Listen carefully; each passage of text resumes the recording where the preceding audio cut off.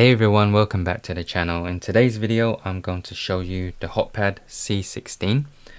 This isn't going to be a full review, just first impressions, and I'll be seeing it for the first time along with you guys.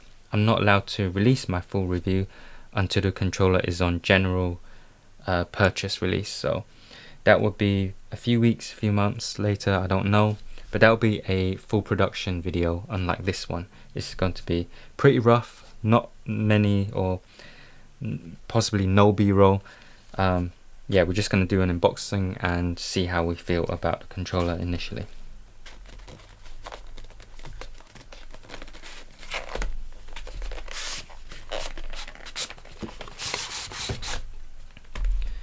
Okay, so this is the, I guess it's using Haute42's premium packaging.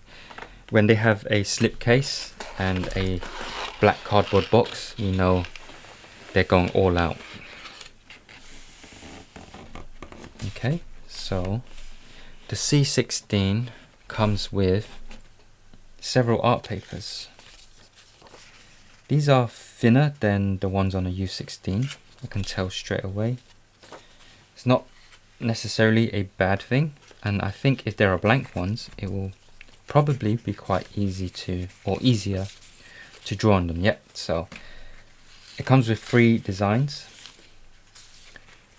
Well, 4 designs if you include the one that's already installed. I think they all look pretty cool, especially this one. This is just black with a texture on it. That looks pretty nice, doesn't it? Okay, and these papers are very different from the ones that we got with the U16. Those ones were impossible to actually draw on unless you had specialized tools. But these are a matte finish. And I think you can probably even use pencils on this. Definitely markers and what have you. This is pretty cool. Okay, and it comes with a spare wind engine switch, so I reckon these are all going to be wind engines instead of the usual crystals. Oh wow, okay, so Haute42 are going all out. I wasn't going to even mention these little extras because they're usually just quite bog standard, but this is actually a legit switch puller. So you won't have to source your own. This is quite a good one. Should be enough leverage to pull your switches out without hurting your fingers. And a nice braided cable. This feels like the one and looks like the one that came with the Haute42 X series. So yeah, this is, I suppose it's a premium model. I did not expect that, especially not from the pictures.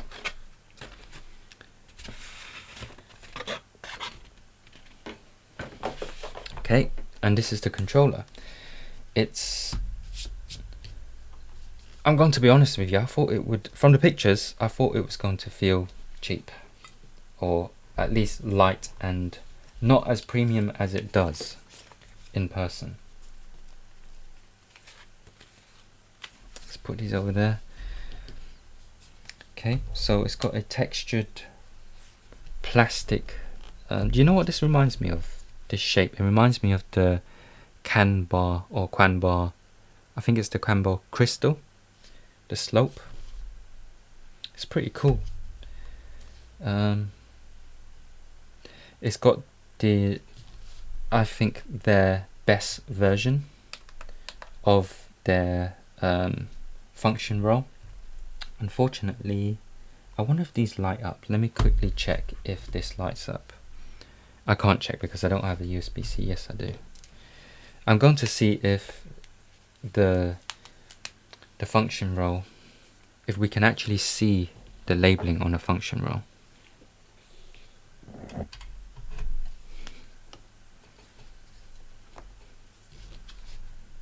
Two USB sockets. That's cool.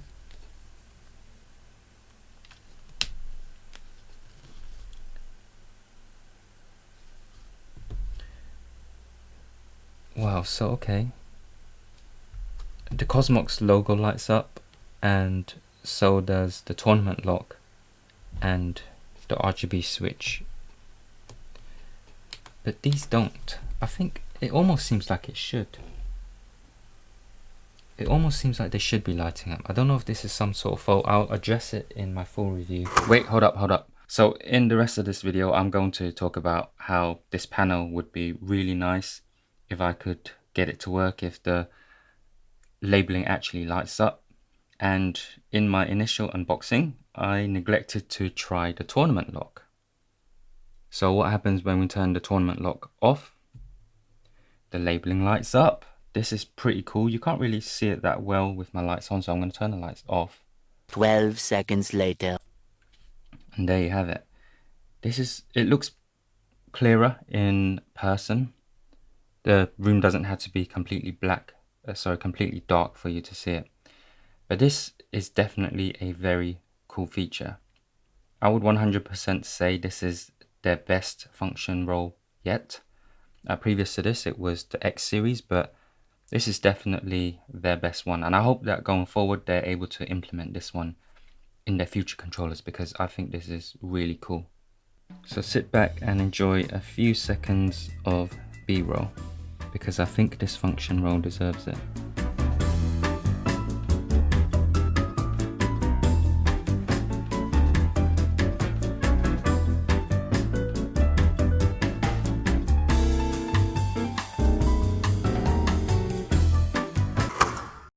If it does work as intended and as I think it should, then this would be like their best panel ever. That's potentially really nice if I get it to work properly. It's got the ambient RGB that we see on the Ultra right here. And what does the back feel like? The back has a larger non-slip pad on both sides. Usually we see 4 round pads here. It seems like aluminium, a very thin aluminium panel, and a push button. I don't know what this does, but I'm guessing it releases. Let me see if it does anything on the front. It probably releases, yes it does, it releases the art panel. So these are magnetized on the 4 corners. So you push the button at the back, which I'm guessing just raises it. Like there's going to be something back there that's raising. Here, look. So the push button just literally pushes the panel up. And it actually looks nice here too. XT, yeah. This is pretty cool under here. I'm quite impressed already, and I need to gather my thoughts properly on this, but from how everything is designed, I'm already impressed with what they've done here. On the images it looks like the buttons are massive, right? The buttons look really big, but only because of these top panels. I think it's actually on par or very similar to the layout and button size of the Ultra, but I will have to confirm that later. Right, I've done that really poorly. I'm pretty sure that can be done in a better way, but I installed the art really badly. Okay, but yeah, it's easy to install the art. Nice and simple, stress-free, no screwing around, or like what I've done before. I've stripped my screws, so some of my controllers I can't mod at all. What size are these? Are these 23mm? Let me double check.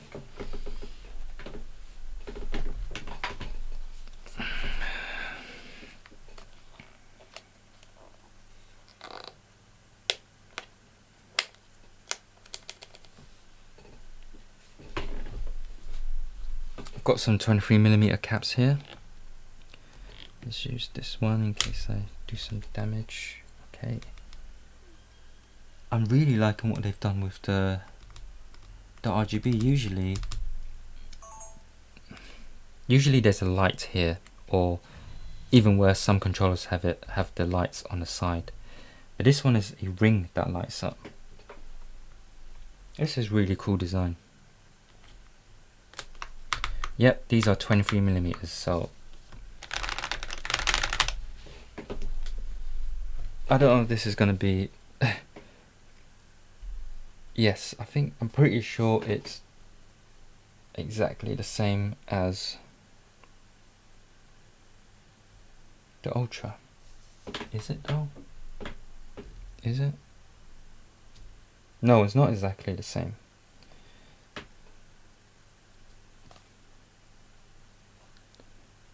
I'm sorry, this is gonna have to wait for the full review.